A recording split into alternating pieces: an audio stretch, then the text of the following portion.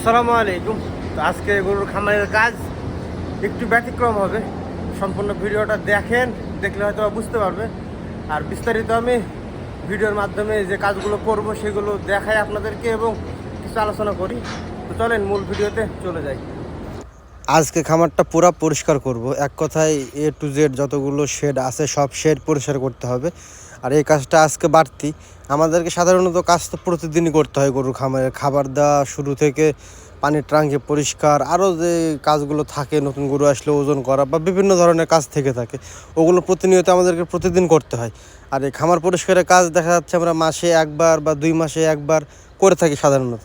কিন্তু আজকে যে খামার পরিষ্কারটা হচ্ছে, এইভাবে পরিষ্কার কিন্তু বছরে মূলত একবারই হয়। কারণ এর পিছনে একটা কিন্তু বিরাট কাহিনী আছে। কাহিনীটা হচ্ছে, আমাদের খামারে যে গরুগুলো আসে এবং যেখান থেকে আসে ওই খামারের যে বড় বড় লোকগুলো আছে, সুপারভাইজার বা আরও বড় বড় পদে চাকরি করে, তারা কি করে প্রতি বছরে এসে কিন্তু আমাদের এই খামারগুলো ভিজিট করে।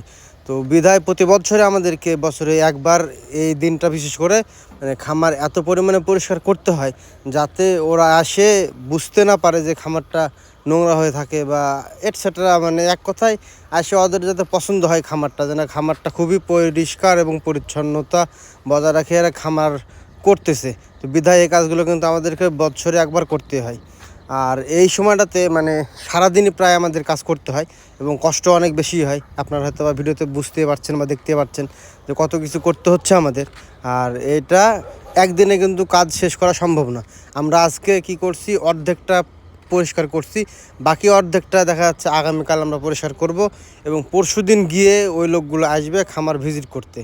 তো এর ফাঁকে আমি একটা কথা বলে নিই, আমি গতকালকের ভিডিওতেও বলছিলাম, আপনারা অনেকে আমার ভিডিও দেখেন আলহামদুলিল্লাহ, এবং অনেকে কমেন্টও করেন যে ভাই আপনাদের খামারে কাজে লোক নেবে না বা ভিসা দেন ভাই, আমি যাব।